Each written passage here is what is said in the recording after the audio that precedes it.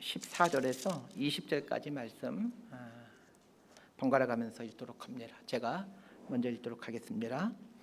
내가 내 하나님 여호와께서 내게 주시는 땅에 이르러 그 땅을 차지하고 거주할 때에 만일 우리도 우리 주위의 모든 민족들 같이 우리의 왕을 세워야겠다는 생각이 나거든 반드시 내 하나님 여호와께서 택하신 자를 내 위에 왕으로 세울 것이며 내 위에 왕을 세우려면 내 형제 중에서 한 사람을 할 것이요 내 형제 아닌 타국인을 내 위에 세우지 말 것이며 그는 병마를 많이 두지 말 것이요 병마를 많이 얻으려고 그 백성을 애굽으로 돌아가게 하지 말 것이니 이는 여호와께서 너희에게 이르시기를 너희가 이후에는 그 길로 다시 돌아가지 말 것이라 하셨음이며 그에게 아내를 많이 두어 그의 마음이 미혹되게 하지 말 것이며 자기를 위하여 은금을 많이 쌓지 말 것이니라. 그가 왕위에 오르거든 이 율법서의 등사본을 레위 사람 제사장 앞에서 책에 기록하여 평생에 자기 옆에 두고 읽어 그의 하나님 여호와 경외하기를 배우며 이 율법의 모든 말과 이 규례를 지켜 행할 것이라. 20절 함께 읽습니다. 그리하면 그의 마음이 그의 형제 위에 교만하지 아니하고 이 명령에서 떠나 좌로나 우로나 치우치지 아니하리니 이스라엘 중에서 그와 그의 자손이 왕위에 있는 날이 장구하리라. 아멘. 기도하고 말씀 선포합니다. 하나님 아버지, 오늘 거룩한 이 주일을 주셔서 감사드리고 또 말씀 앞에 서게 해주시니 감사드립니다. 말씀을 통하여 하나님의 뜻을 깨달아가는 귀한 은혜를 허락하여 주옵소서. 예수님 이름으로 기도드리옵나이다. 아멘. 미국 프란치스코 대학의 신학 교수인 알란 슈레크라는 교수님이 쓴 이 카톨릭 교회사라는 책이 있습니다. 이 책은 이 카톨릭 본부에서 새신자들을 위한 카톨릭 교회의 역사를 좀 쉽게 써달라라는 요청을 받고 그 일반 신자들이 이해하기 쉽게 이제 집필한 그런 목적으로 쓴 책입니다. 개신교 목사가 이 카톨릭 교회사를 언급하는 것이 약간은 좀 거북스러울 수도 있지만 카톨릭은 개신교의 모태 역할을 했던 그런 공동체입니다. 이 책은 카톨릭의 흑역사를 숨기지 않고 드러내줍니다. 알란 슈레크 교수는 카톨릭은 망했어도 몇 번이나 망했어야 된다라는 생각을 갖고 있는 분입니다. 이분의 생각처럼 카톨릭은 지난 역사에서 몇 번이나 망할 것 같은 사건이 일어났지만 도리어 그 위기를 통해 다시 일어서게 되었다라고 설명합니다. 이 책은 지난 2000년의 기독교 역사에서 세 번의 절체절명의 위기가 있었다라고 얘기를 합니다. 이 카톨릭 교회가 맞이한 첫 번째 위기는 1517년 종교개혁입니다. 종교개혁을 통해 개신교가 탄생하게 되었으니 우리 개신교 입장에서는 이 종교개혁이 아주 역사적인 사건이 되지만 카톨릭 입장에서는 2000년 기독교 역사에서 가장 마음 아픈 날이며 또 위기의 날이라 할 수 있습니다. 알란 슈레크 교수는 종교개혁이 일어날 수밖에 없을 정도로 당시 카톨릭 교회는 부패했다라고 인정합니다. 카톨릭 입장에서 보면 종교개혁은 가장 마음 아픈 사건이고 형제들이 떠나간 슬픈 사건이지만 역설적이게도 종교개혁이 일어나게 되므로 카톨릭은 다시 본연의 위치로 돌아올 수 있게 되었다라고 진단합니다. 이게 무슨 말인지 책에 나오는 내용을 그대로 인용하겠습니다. 참고로 이 책에서 말하는 교회란 우리 개신교 교회가 아니라 캐톨릭 교회를 의미한다고 생각하고 들으셔야 됩니다. 15세기 말부터 불어닥친 수많은 문제점의 시면에서 교회는 다시 교회 안에서의 쇄신 작업을 진지하게 하게 되었다. 그리하여 하나님의 은총을 의지하여 바른 믿음, 바른 봉헌으로 무장한 교회로 돌아올 수 있게 되었다. 종교개혁은 카톨릭 역사의 가장 큰 위기였지만 도리어 카톨릭 교회가 바른 믿음, 바른 헌신으로 돌아오게 된 계기가 됩니다. 대표적인 것이 예수의 선교회의 탄생입니다.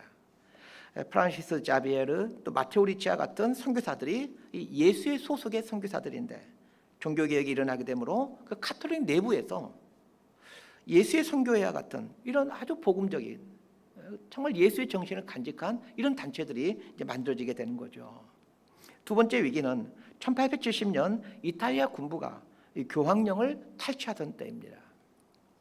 1500년 가까이 세상을 호령하던 교황의 막강한 힘이 세속의 힘에 의해 무력화됩니다. 중세시대부터 로마는 교황이 통치하는 교황의 영토였습니다. 그런데 1870년에 이탈리아 군대가 로마를 병합함으로 교황이 다스린 영토가 사라져버리게 된 것입니다. 당시 카톨릭은 이제 카톨릭은 완전히 망했다라고 한탄했습니다. 책에 나오는 내용을 그대로 인용하겠습니다. 교황령은 세속의 군사력에 의해 탈취되었고 이로써 교회가 유럽에서 정치적인 세력으로 군림할 수 있었던 기나긴 역사는 끝이 나게 되었다.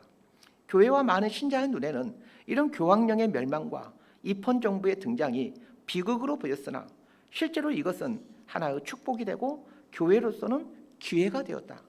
교회와 국가의 연대가 종식되자 그 본연의 임무인 영성 개발에 초점을 맞출 수 있었기 때문이다.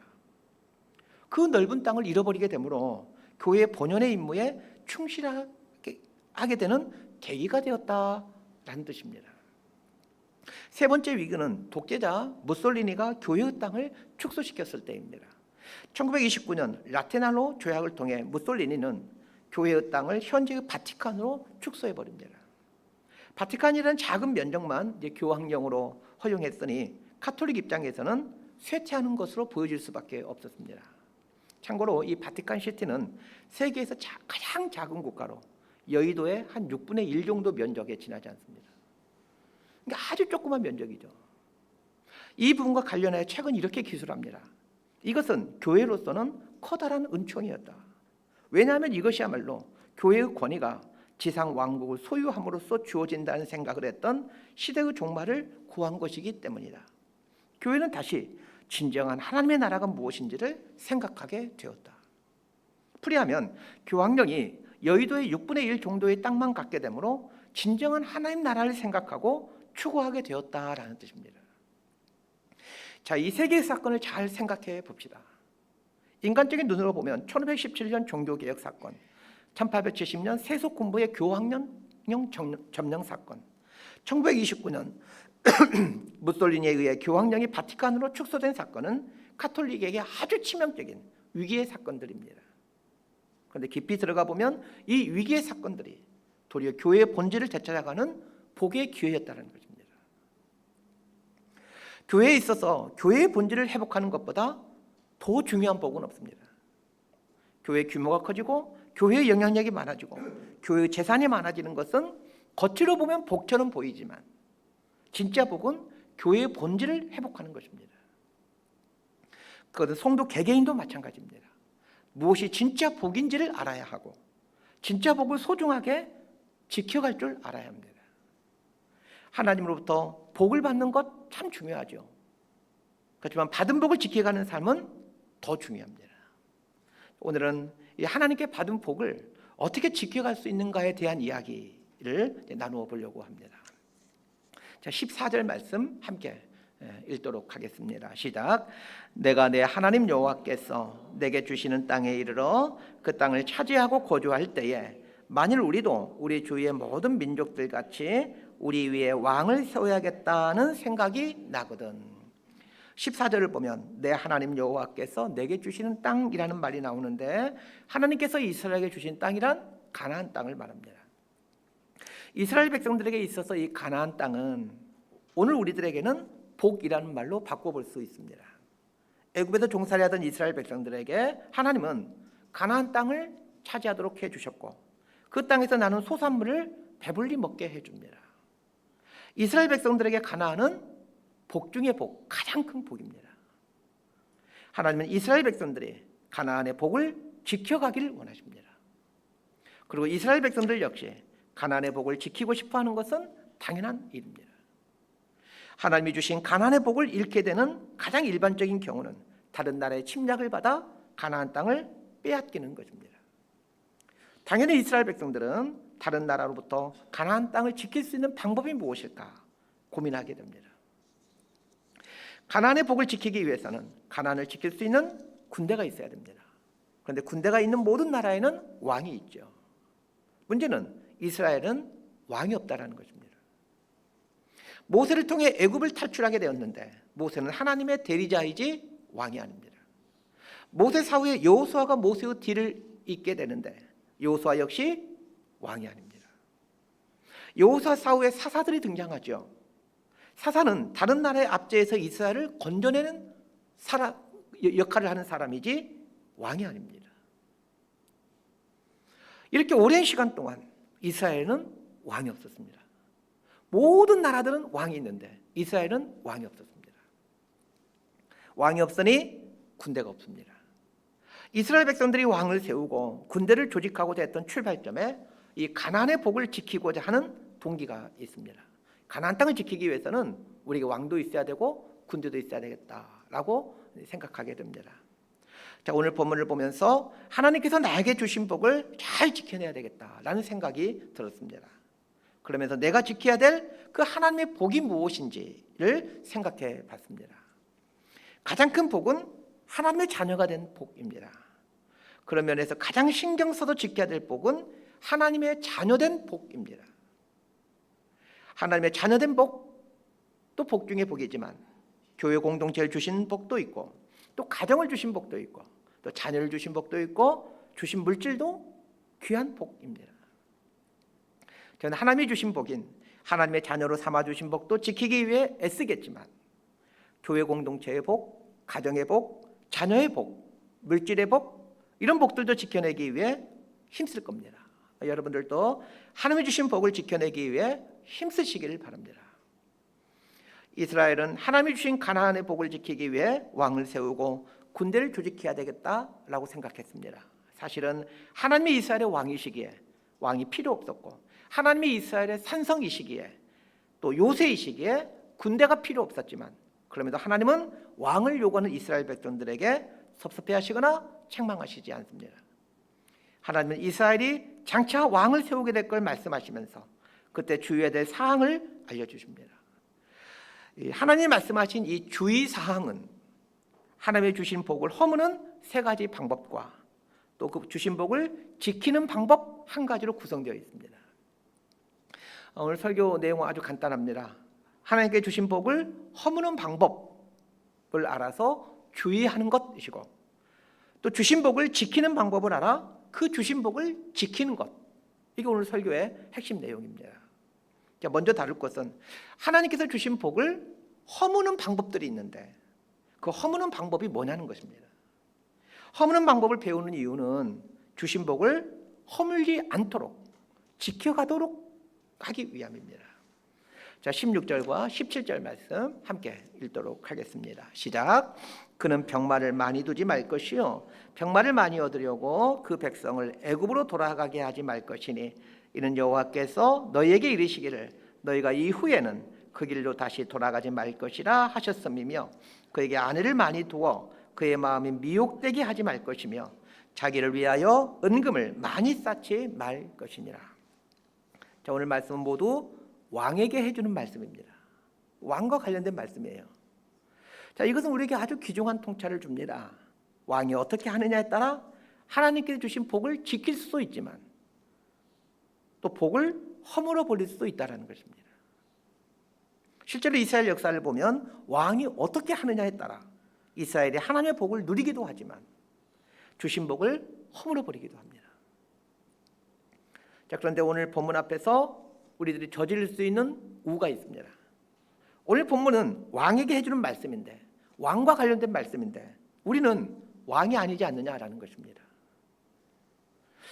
자, 우리 중에 왕이라는 자리를 찾아오고 있는 사람은 한 사람도 없고 또 주변에 왕을 찾아볼 수도 없습니다. 혹시 여러분 주변에 아는 사람 중에 왕이 있습니까? 아마 아는 사람 없을 거예요. 그러면 이런 본문 앞에서 어떻게 해석하고 이걸 어떻게 적용해야 되는 걸까요? 자, 왕은 나라를 이끌어가는 사람입니다. 오늘 본문의 왕을 어떤 조직이나 공동체를 이끌어가는 사람이라고 해석해서 적용해야 됩니다. 자, 가장 흔하면서도 가장 중요한 공동체가 가정 공동체입니다. 가정이란 공동체를 이끌어가는 사람은 아버지, 어머니, 즉 부모입니다. 자신이 부모라면 혹 누군가가 나에게 한 번이라도 아빠, 엄마라고 불림당한 적이 있다라면 그 사람은 가정의 지도자, 가정의 왕입니다. 자신이 부모라면 오늘 본문에 나오는 왕에 대한 이 주의 사항을 나에게 해당되는 말씀으로 가지고 와야 합니다. 우리 모두는 자신의 인생을 주도하며 살아가고 있습니다. 자신의 인생 문제에 대해 자신이 결정을 내립니다. 그럼에도 모든 사람은 자기 자신의 왕입니다. 결정권자입니다. 그러기에 오늘 본문에 나오는 왕에게 해주는 말씀과 상관없는 사람은 한 사람도 없습니다. 오늘 본문은 왕이 어떻게 하느냐에 따라 하나님께서 주신 복이 계속 유지될 것인지 아니면 허물어질지가 결정된다라고 얘기를 합니다. 마찬가지입니다. 가정의 이끌인 부모가 어떻게 하느냐에 따라 하나님이 주신 가정의 복이 유지될지 허물어질지가 결정되고, 내 인생의 주도자인 내가 어떻게 하느냐에 따라 각 개인에게 주어진 복이 유지될지 아니면 허물어질지가 결정이 됩니다. 즉 모든 사람은 복을 지키는 사람이 되든지 아니면 복을 허무는 사람이 됩니다. 이제부터 왕에게 해주는 이 하나님의 주의사항 세 가지를 보도록 하겠습니다. 첫 번째 주의사항은 많은 병마를 두지 않는 것입니다. 가나안 땅에는 나귀와 노새는 많이 있지만 말은 없습니다. 다윗의 아들인 압살롬이 반역을 일으킨 내용이 사무엘 하에 나옵니다. 압살롬이 군대를 이끌고 예루살렘 성에 쳐들어오자 다윗은 한밤중에 예루살렘 성을 버리고 피난을 갑니다. 무혈 입성한 압살롬은 전열을 가다듬고 아버지인 다윗 왕을 추격합니다. 결국 압살롬의 군대와 다윗의 군대가 운명을 건 일전을 하게 되고 다윗의 군대가 압살롬의 군대를 무너뜨리죠. 압살롬이 전사하게 되는데 압살롬이 운명을 건 전쟁에 나갈 때 노새를 타고 갔다라고 나와 있습니다. 압살롬이 왕으로 추대받은 상황인데 말을 타지 않고 노새를 탔다라는 것은 당시에 말이 얼마나 귀했는지를 말해주고 있습니다. 당시의 말은 전투력을 급상승시키는 게임 체인저였습니다. 말을 가지고 있느냐의 여부가 군대의 전투력을 결정했습니다. 말이 이렇게 중요한 역할을 하게 되니 왕이라면 당연히 말을 많이 두고 싶었을 겁니다. 그런데 하나님은 말을 많이 두지 말아라 말씀하십니다. 우리 생각으로는 하나님이 주신 이 가나안 땅을 지키기 위해서는 많은 말이 있어야 될 것 같은데 하나님은 많은 말 두지 말아라 말씀하십니다. 이유가 무엇입니까? 말을 많이 두게 되면 말을 의지하지 하나님을 의지하지 않기 때문입니다. 서두에서 가톨릭 교회사를 이야기하면서 교황령이었던 그 로마 땅을 잃게 되자 가톨릭 교회가 교회 본연의 모습을 추구하게 되었다라는 말씀을 드렸고, 그것이 복이라고 말씀드렸습니다. 갖고 있는 것이 많으면 갖고 있는 것을 의지하지 하나님을 의지하지 않게 됩니다. 자, 이 부분을 가정을 이끌어가는 우리에게로 이제 가져와 보십시다. 왕에게 있어서 말은 우리에게는 무엇일까를 생각해 봅니다. 자, 질문 드릴 테니까 이게 무엇인지 답변 한번 해보시길 바랍니다. 많이 갖고 싶어 하는데 많이 갖게 되면 그걸 의지하고 하나님을 의지하지 않게 되는 것, 그게 뭘까요? 저는 금방 떠오르는 것이 있었는데 여러분은 떠오르는 것이 없나요? 돈입니다. 사람들은 모두 돈을 갖고 싶어 합니다. 많이 갖고 싶어 할까요? 조금 갖고 싶어 할까요? 네, 많이 갖고 싶어 합니다. 그런데 돈을 많이 갖게 되면 하나님을 의지하지 않고 돈을 의지하게 됩니다. 그래서 저는 오늘 본문에 나오는 말을 오늘날 우리들에게 적용할 때는 돈으로 적용하는 게 타당하다라고 생각했습니다. 오해하시면 안 됩니다. 돈이 나쁘다? 그런 뜻이 아닙니다. 돈이란 속성을 말씀드리는 겁니다. 누구나 돈을 많이 갖고 싶어 하지만 돈을 많이 갖게 되면 하나님을 의지하지 않게 되고 돈을 의지하게 된다, 이런 속성이 있다는 것을 말하는 것입니다. 위에서 압살롬 이야기를 하면서 압살롬이 다윗을 몰아내고 스스로 왕위에 올라 다윗을 추격할 때 노새를 타고 갔다라고 말씀드렸죠.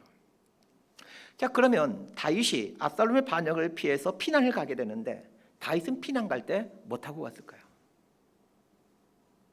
우리 생각으로는 왕이니까 당연히 말을 타고 갔을 것으로 생각이 듭니다. 다윗이 왕이 되었을 때 이스라엘은 이스라엘 역사상 가장 부강할 때였습니다. 그러면 당연히 말이 많이 있지 않았겠습니까?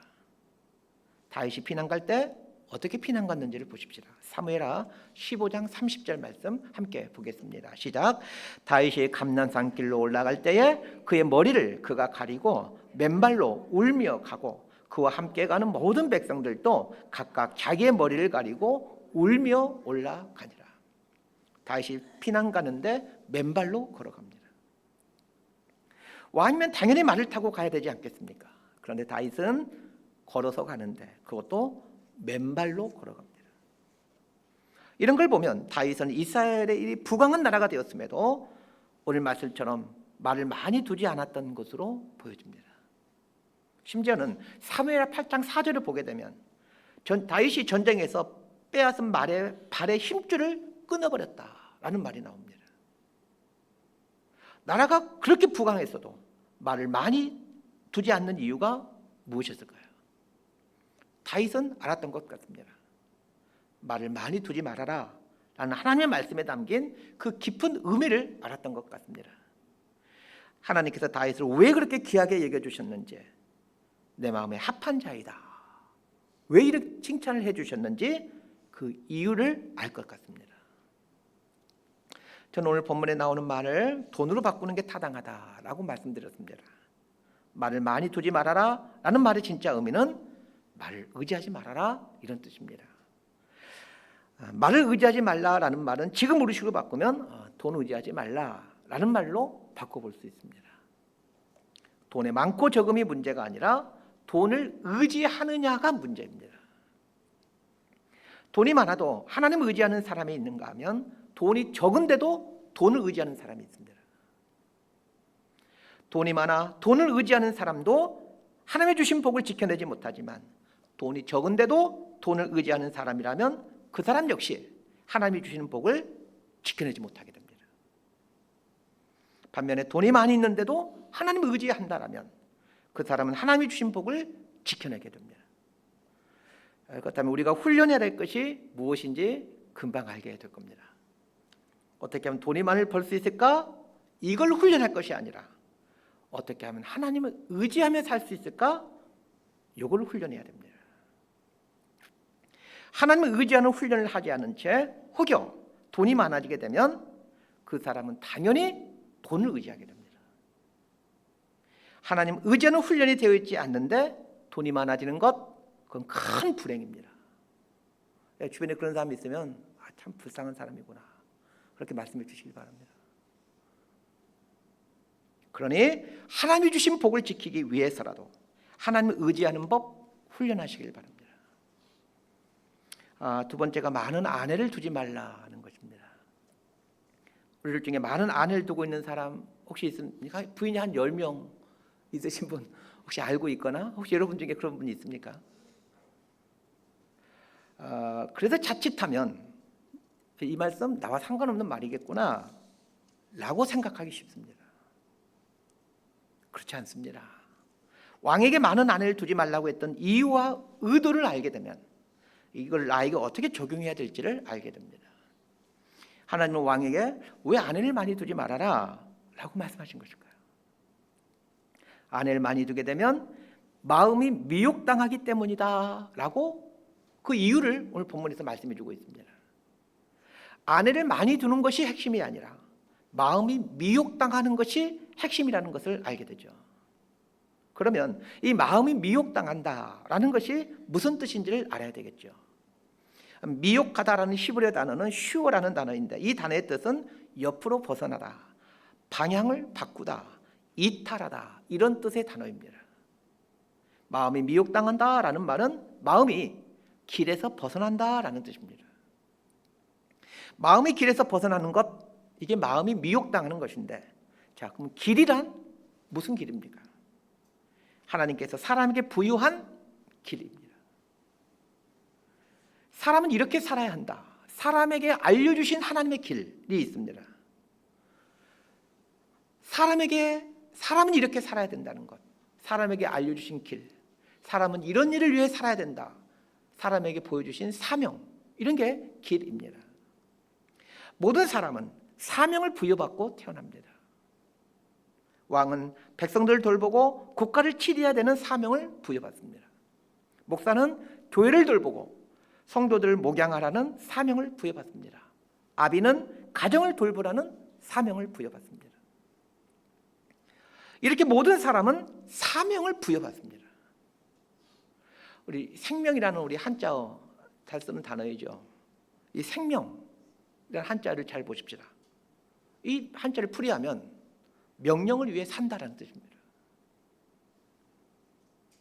명령을 위해 사는 것, 그게 사는 것입니다. 바꿔 말하면 명령, 사명을 위해 살지 않으면 죽은 삶이라는 뜻입니다. 아내가 많이 있으면 백성을 돌보는 사명과 국가를 치려야 되는 사명에서 이탈하게 됩니다. 아내를 많이 두고자 하는 이유가 무엇일까요? 쾌락을 위해서입니다. 모든 가장은 건강한 가정을 세워가야 되는 사명을 부여받았습니다. 2명의 여자를 아내로 두게 되면 2개의 가정을 세우고 하는 것이 아닙니다. 1개의 가정조차도 허물어버립니다. 가장에게 부여된 길에서 이탈하는 것이죠. 아내를 많이 두지 말라라는 말을 오늘 우리 시대로 바꾸게 되면 어떻게 바꿀 수 있을까요? 하나님이 부여하신 사명을 방해할 만큼 쾌락을 추구하지 말아라 라는 말로 해석할 수 있지 않을까 싶습니다. 그렇게 잘하는 운동은 없지만 제가 족구를 좀 합니다. 군대에 있을 때 자주 족구를 해서 지금도 조금 하는 편입니다. 저희 노회에 족구를 엄청 잘하는 목사님이 계십니다. 1년에 한 번씩 노회 목사님들이 모여서 체육대회를 하는데 그 체육대회를 할 때면 그 목사님들이 이 목사님이 족구하는 모습을 보면서 감탄을 합니다. 와, 막 탄성이 막 나오죠. 그 프로 선수를 해도 손색이 없을 만큼 대단한 실력자입니다. 그런데 이분이 몇 년 전에 교회에서 쫓겨났습니다. 쫓겨난 이유가 매일 족구를 하러 교회에 있는 날이 없기 때문입니다. 성도님들이 목사님을 만나고 싶어 교회를 가도 족구하러 갔기에 목사님을 만날 수가 없습니다. 목사가 교회에 출근하지 않고 매일 족구하러 가니 교회가 제대로 될 리가 없죠. 건강을 위해 운동도 해야 하고 또 삶의 만족도를 높이기 위해 취미생활도 해야 합니다. 그러나 하나님께서 부여준 사명에서 이탈할 만큼 즐거움을 위해 시간과 비용을 사용한다면 그 사람은 가야 할 길에서 벗어난 삶을 살고 있는 것입니다. 즉 마음이 미혹당한 것이죠.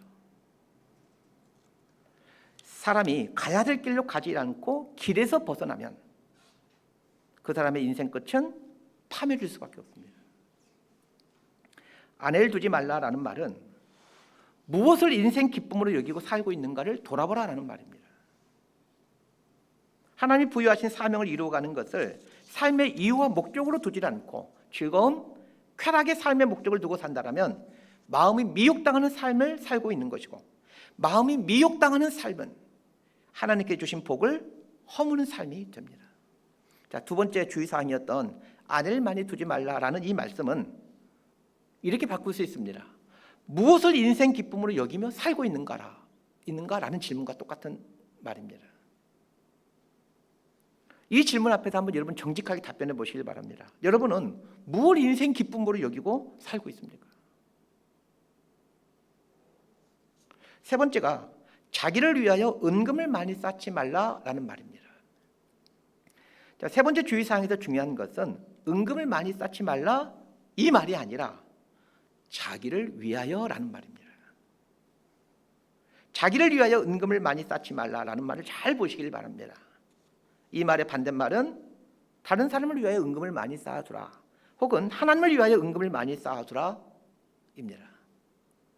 다른 사람을 위하여 그리고 하나님을 위하여 은금을 많이 쌓아두는 것은 참으로 귀한 일입니다. 은금을 많이 쌓아두는 것 이게 핵심이 아니라 누구를 위하여 무엇을 위하여가 핵심입니다. 은금을 많이 쌓아두는 것은 전혀 문제되지 않습니다. 누구를 위하여 무엇을 위하여가 핵심입니다. 혹시 여러분 중에 하나님이 기뻐할 만한 일을 위해 혹은 나와 가족이 아닌 다른 누군가를 위해 돈을 모아가고 있는 사람이 있습니까? 제가 장담합니다. 하나님이 반드시 축복해 주십니다. 대부분의 사람들은 자기와 자기 가족을 위해 돈을 벌고 자기와 자기 가족을 위해 돈을 모아갑니다. 자기와 자기 가족을 위해 돈을 벌고 돈을 모아가는 것은 세상 사람들의 하는 모습입니다. 일반 사람들도 다 그렇게 합니다. 하나님의 백성은 이 수준을 뛰어넘어야 합니다. 한국 기독교가 세상의 지탄을 받는 것은 신자들이 자신과 자식의 가족을 위해 돈을 벌고 저축하는 수준을 벗어나지 못하고 있기 때문입니다. 며칠 전에 한 기독교 방송에서 진행하는 그 뉴스를 보게 되었는데 아주 가슴 뛰게 하는 그런 뉴스였습니다. 서울에 있는 규모가 꽤 있는 교회인데 저는 그런 교회, 그 교회에 대한 이름을 처음 들어본 교회인데 저쪽 중랑구 쪽에 있는 교회인 걸로 기억합니다. 그 교회에서 아주 독특한 운동을 하고 있었습니다. 그 유언장을 쓰는 운동인데 유산의 1%를 다음 세대를 위해 상속하겠다는 유언장을 작성하는 그런 기사였습니다. 그 교회는 재산의 99%는 자식에게 상속하고 1%를 다음 세대들에게 상속하겠다라는 그 유언장을 쓰는 운동을 하고 있었습니다. 그 뉴스를 보면서 참 우리 교회도 저거 한번 해보면 참 좋겠다라는 생각이 들었습니다. 유산의 1%를 다음 세대에게 상속하게 될 때 하나님이 얼마나 기뻐하실까라는 생각이 들었습니다. 여러분 세상 사람은 다 자기 자식에게 상속하지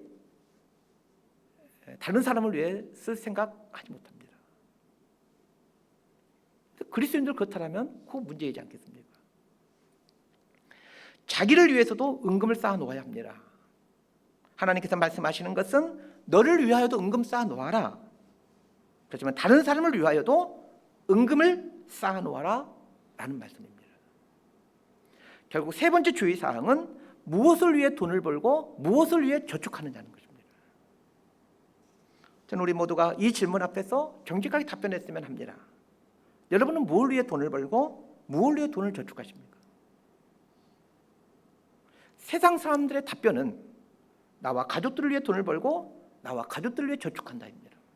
세상 사람들의 답변입니다. 하나님의 백성들은 달라야 합니다. 저는 우리 성도님들 중에 이런 분이 나오기를 바랍니다. 하나님, 다른 사람을 위해 이런 일을 해보려고 하는데 돈이 좀 필요합니다.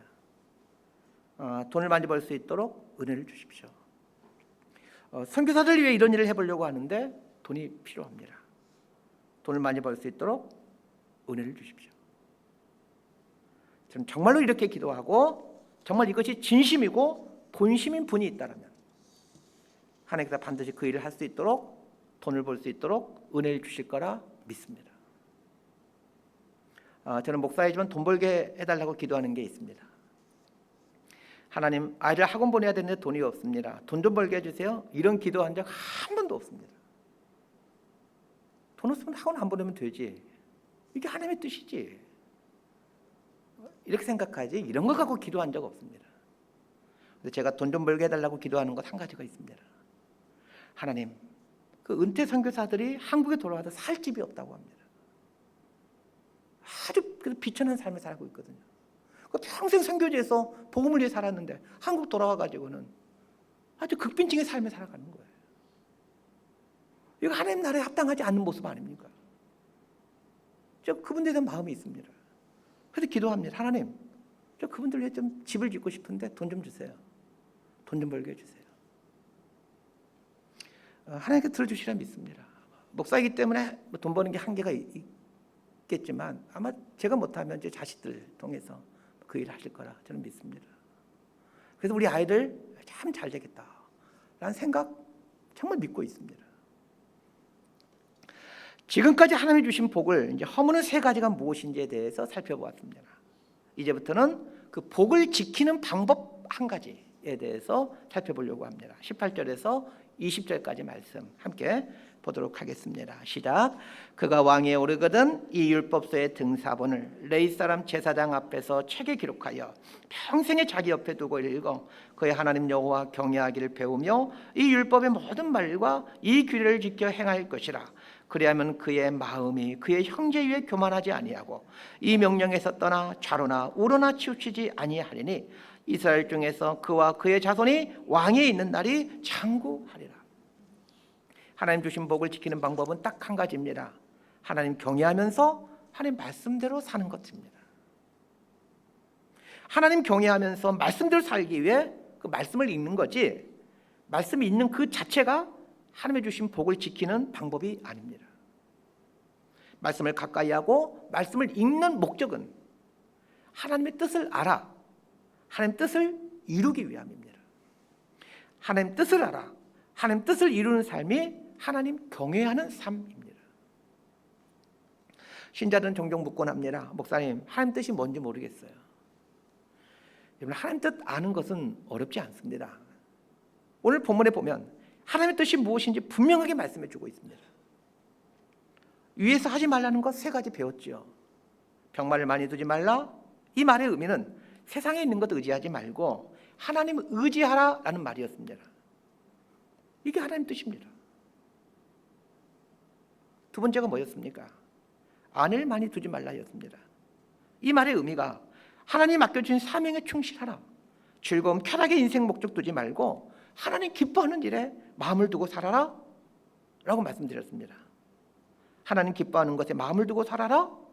이게 하나님 뜻입니다. 3번째가 뭐였습니까? 자기를 위하여 은금을 많이 쌓지 말라였습니다. 이 말의 의미는 다른 사람을 위하여 은금을 쌓아가고 하나님을 위하여 은금을 쌓아가라 라는 뜻이라고 말씀드렸습니다. 이것이 하나님의 뜻입니다. 뭐가 어렵습니까? 이렇게 하나님의 말씀에는 하나님의 뜻이 수도 없이 등장합니다. 하나님의 말씀을 읽고 공부하는 이유가 무엇입니까? 하나님의 뜻을 알기 위함이고 하나님의 뜻을 알고자 하는 이유는 그 하나님의 뜻을 행하기 위함입니다. 하나님 말씀에 대한 몇 가지 표현이 있는데 그 중에 하나가 도입니다. 시편에 보면 자주 하나님 말씀을 하나님의 길, 하나님의 도 이렇게 표현하고 있습니다. 도는 길 도자입니다. 하나님 말씀은 하나님의 길입니다. 그런데 하나님 만드신 그 하나님의 길에는 반드시 복이 있습니다. 그래서 복을 받는 비결은 아주 간단합니다.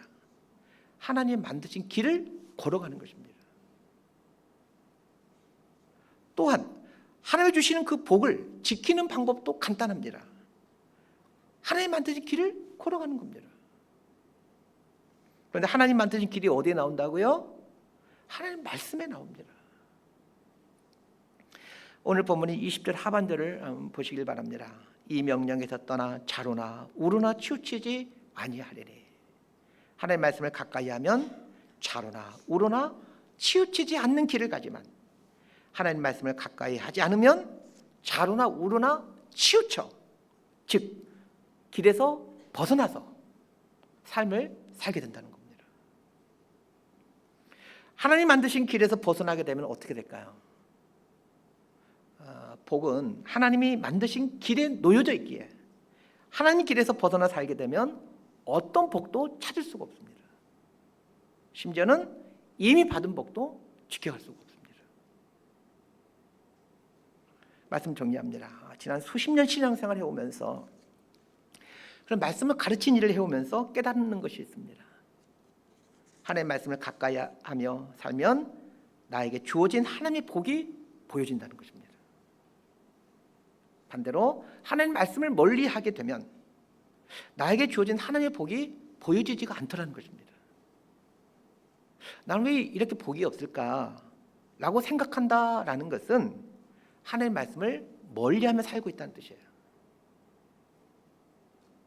하나님 말씀을 가까이 하며 사는 사람 중에 내 인생은 왜 이렇게 복이 없을까? 혹시 이렇게 말하는 사람 한 사람도 본 적이 있습니까? 그렇지 않습니다. 하나님 말씀을 가까이 하게 되게 되면 내가 이렇게 많은 복을 받은 사람이구나 라는 것을 알게 됩니다. 하나님 말씀을 가까이 하면 나에게 주어진 하나님의 복이 보여집니다. 그리고 내 삶에 주어진 하나님의 복이 보여지기에 산다는 것이 감사이고 감격이라는 것을 알게 됩니다.